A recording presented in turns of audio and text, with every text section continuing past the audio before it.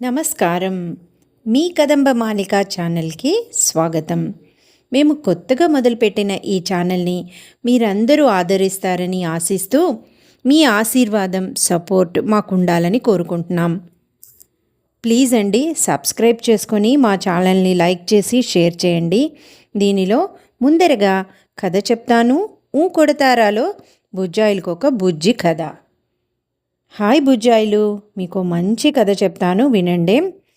గణేష్ మనందరికీ తెలుసు. పెద్ద పెద్ద చెవులు, బొద్దుగా ఉండే రూపం, పొడుగాటి తొండంతో అందరికీ ఆనందాన్ని పంచుతాడు. గణేష్ అందరికీ మంచి స్నేహితుడు. మనం ఏ కష్టంలో ఉన్నా ఆయన్ని పిలవగానే వస్తాడు. మనకి ఎప్పుడూ సహాయం చేస్తాడు. మనకి మంచి బుద్ధిని, చదువుని, డబ్బుని, ఆరోగ్యాన్ని ఇచ్చి మనకెప్పుడూ తోడుంటాడు. కానీ అల్లరి చేసి అమ్మని విసిగిస్తే, బాగా చదువుకోకపోతే మాత్రం అస్సలు మన దగ్గరికి రాడు. అందుకే బాలగణేష్తో స్నేహం చేయాలంటే బాగా చదువుకోవాలి, బుద్ధిగా ఉండాలి. గణేశుడికి ఉండ్రాళ్ళన్నా, కుడుములన్నా, మిఠాయిలన్నా చాలా చాలా ఇష్టం. మన దగ్గర ఏది ఉంటే దాన్ని మనస్ఫూర్తిగా ఆయనకిస్తే ఆయన చాలా సంతోషిస్తాడు. ఆయన బాగా చదువుకుంటాడు కూడా. ఆయనకి ఒక తమ్ముడు కూడా ఉన్నాడు. ఆయన పేరు కుమారస్వామి. గణేష్ బుద్ధిగా ఉండేవాళ్ళకి బాగా తోడుంటాడు. ఎప్పుడు హెల్ప్ చేస్తూనే ఉంటాడు. గణేష్ అమ్మ పేరు పార్వతీదేవి. గణేష్ వాళ్ళ నాన్న పేరు పరమశివుడు. ఆయనకి బెస్ట్ ఫ్రెండ్ ఇంకా ఆయన వాహనమైన ఒక ఎలుక. గణేష్ సూపర్ హీరోలా అన్ని పనులు చక్కచక్కా చేసేస్తాడు. ఒకరోజు దేవతలు దగ్గర ఉన్న డబ్బులన్నీ దాచిపెట్టే కుబేరుడు కైలాస పర్వతం మీదకి వస్తాడు. అంటే గణేష్ వాళ్ళ ఇంటికి వస్తాడు. కుబేరుడికి తన దగ్గర బోలెడు డబ్బులున్నాయని గర్వం ఉండేది. గణేష్ వాళ్ళ అమ్మా నాన్నని తన ఇంటికి భోజనానికి పిలవడానికి వస్తాడు కుబేరుడు. పరమశివుడు, నాకు పనుంది, మేము రాలేము, మా బదులు మా బాలగణేశుడు మీ ఇంటికి వస్తాడు అని చెప్తాడు. కుబేరుడు అక్కడున్న బాలగణేశుణ్ణి చూసి, ఈ చిన్ని బాబా ఎంత తింటాడులే అని దానిలో తను నవ్వుకుంటాడు. బాలగణేష్కి కుబేరుడికి బుద్ధి చెప్పాలని అనిపించింది. తన ప్లాన్ గురించి వాళ్ళ అమ్మా నాన్నకి ఇద్దరికీ చెప్తాడు. వాళ్ళు కూడా కుబేరుడికి నిజంగానే చాలా గర్వం పెరిగిందని, ఎలాగన్నా బుద్ధి చెప్పాలని సరే అంటారు.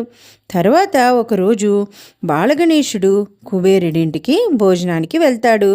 కుబేరుడు బాలగణేశుణ్ణి కూర్చోమని మనసులో చిన్నగా నవ్వుకుంటూ, ఈ చిన్ని బాబు పొట్ట ఎంత ఉంటుంది, ఈడెంత తింటాడు అని అనుకుంటాడు. అది గణేశుడు గమనిస్తాడు.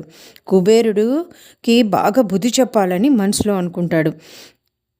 తర్వాత గణేశుడు కుబేరుడు వాళ్ళ ఇంటికి వెళ్ళినప్పుడు అక్కడ కూర్చొని భోజనానికి రెడీగా ఉంటాడు. అప్పుడు కుబేరుడు వంట వాళ్ళని చూసి, బాలగణేశుడికి వడ్డించండి అని చెప్తాడు. గణేశుడికి అన్ని రకాల స్వీట్లు, రకరకాల పిండి వంటలు, మంచి భోజనం వడ్డిస్తారు. గణేశుడు అన్నీ 1 మినిట్లో తినేసి, ఇంతేనా మీ ఇంట్లో ఉండేది, ఇంకేం లేదా అంటాడు. దాంతో వంటవాళ్ళు మళ్ళీ చకచకా లోపలికి వెళ్ళి మళ్ళీ తెచ్చి వడ్డిస్తారు. గణేశుడు అన్నీ సూపర్ హీరోలా ఖాళీ చేసేస్తాడు. మళ్ళీ వాళ్ళ వైపు చూసి, ఇంతేనా, ఇంకేం లేవా అని అడుగుతాడు. వాళ్ళు వండిందంతా తెచ్చిపెట్టేస్తారు. చివరికి వాళ్ళ వంటింట్లో ఉన్న ఆహారం మొత్తం అయిపోతుంది. వంటవాళ్ళు పరుగు పరుగున వెళ్ళి కుబేరుడికి చెప్తారు. కుబేరుడు ఆయన రాజ్యంలో ఉన్న ఆహారం అంతా తీసుకొచ్చి పెట్టేస్తాడు.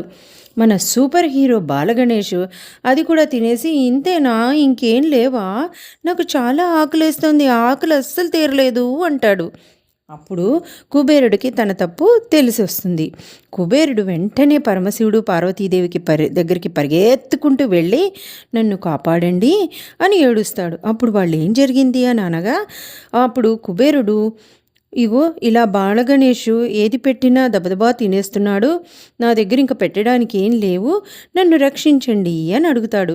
అప్పుడు వాళ్ళు నవ్వుకొని, పార్వతీదేవి ఒక కప్పులో పాయసాన్ని తీసుకొచ్చి ఇచ్చి, ఇది తినిపించు, గణేశుడి బొజ్జు నిండిపోతుంది అని చెప్తుంది.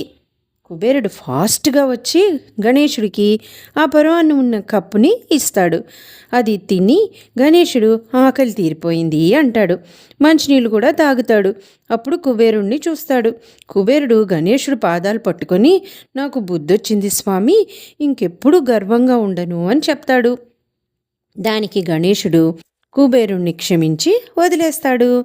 బుజ్జాయిలు, ఈ కథ ద్వారా మీకేం అర్థమైంది?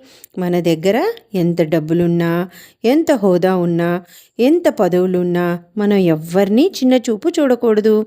మనకున్న దానిలో అందరికీ సహాయం చేస్తూ అందరితో మంచిగా స్నేహంగా ఉండాలి.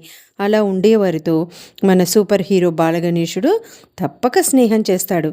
అర్థమైందా? మళ్ళీ ఇంకో ఎపిసోడ్లో ఇంకో కథ గురించి చెప్పుకుందాం. ఉందామా మరి? జై బోలో గణేష్ మహారాజ్కి జై.